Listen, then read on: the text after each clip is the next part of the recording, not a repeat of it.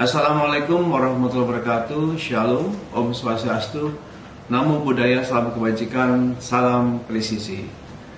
Saya Kombes Pol Hendra Romawan SIKMH selaku Kapitumas Polda Jawa Barat akan menyampaikan rilis tindak pidana perdagangan orang dan atau turut serta melakukan perbuatan dan atau membantu melakukan kejahatan. Direktorat Reserse Kriminal Umum Ditreskrimkum Polda Jawa Barat bersama Satreskrim Polres Sukabumi Kota tengah menangani kasus dugaan tindak pidana perdagangan orang atau TPPO yang terjadi di wilayah hukum Polres Sukabumi Kota. Kasus ini berdasarkan laporan polisi nomor LPB 451 Romawi 2025 SPKT Polres Sukabumi Kota Polda Jawa Barat tertanggal 9 September 2025 dengan pelapor atas nama Rizky Rahmatullah.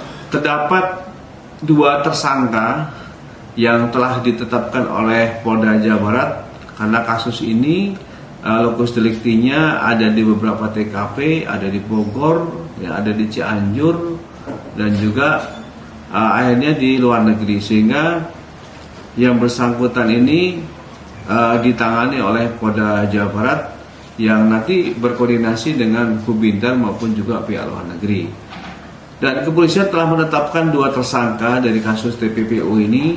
Yang pertama adalah saudara Yudi, pekerjaannya buruh, alamatnya Kecamatan Cigenang, Kabupaten Cianjur.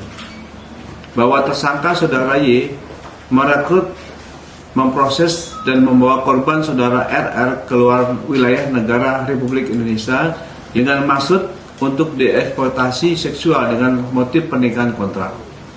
Untuk tersangka kedua adalah saudara A. Pekerjaannya tidak bekerja atau pengangguran, kecamatannya sama alamatnya, dan tersangka ini berperan terus serta melakukan perbuatan tidak pidana dengan cara meminjamkan kendaraan untuk mengantar jemput si korban. Telah dilakukan pemeriksaan terhadap 8 orang saksi. Yang pertama adalah saudara Rizky Rahmatullah sebagai pelapor dan juga sekaligus paman daripada si korban ini. Kemudian saudara Sigit bin Soeharto, ya, saudari Emilia binti Pandi, saudara Adi Kurnia Gunawan, ini saksi-saksinya, dan juga saudari Anissa Maulida, saudari Neri Hardianti, kemudian saudari Anissa Maulida binti Endang Suwandi, kemudian saudara Setia Utomo Priyono. Peristiwa ini terjadi pada Sabtu tanggal 26 April 2025. Cukup lama kasusnya, sekitar pukul 14 WIB di Kampung Cibatu, pos RT 02 RW 6 Desa Cisaat, Kecamatan Cisaat, Kabupaten Sukabumi, wilayah hukum Polda Jawa Barat. Dan dari hasil penyelidikan, penyidik menemukan fakta-fakta sebagai berikut. Bahwa korban benar berdomisili di Kampung Cibatu, ya, Kecamatan Cisaat, Kabupaten Sukabumi. Namun korban sehari-hari tinggal mengontrak di daerah Cikembar, Kabupaten Sukabumi, wilayah hukum Sukabumi, di mana korban bekerja sebagai buruh pabrik di PT GSI Cikembar, Kabupaten Sukabumi. Bahwa korban sempat berkomunikasi dengan pelaku saudara Andri di Cikembar, di mana korban sebelum berangkat ke Cianjur menemui pelaku saudara Andri dan saudara Y. Bahwa setelah berkomunikasi dengan pelaku saudara Johan Andri dan saudara Y, saat itu korban diarahkan menemui pelaku ke daerah Ciranjang, Kabupaten Cianjur, dan kemudian pelaku menjanjikan akan memperkerjakan korban sebagai ART dengan gaji sebesar 15 juta sampai dengan 30 juta. Setelah menemui pelaku saudara Andri dan saudara Yudi dari Cianjur, korban kembali lagi ke rumah kontrakannya di Cikembar.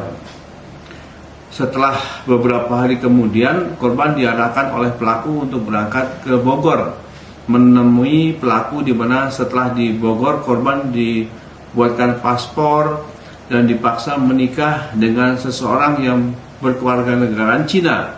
Setelah itu korban sempat disekap dan kemudian diberangkatkan ke Cina. Bahwa perkara yang dilaporkan ini patut diduga terjadi dugaan tidak pidana perdagangan orang yang mana korban mengalami perekrutan penerimaan, kemudian korban adanya penipuan terhadap korban yang awalnya dijanjikan untuk bekerja sebagai ART dengan gaji 15 sampai 30 juta ini, namun faktanya korban malah dijadikan perempuan untuk kawin kontrak dengan orang Cina, dan setelah di Cina korban dieksploitasi secara seksual dengan modus perkawinan di mana perkawinan yang ada hanyalah kedok semata.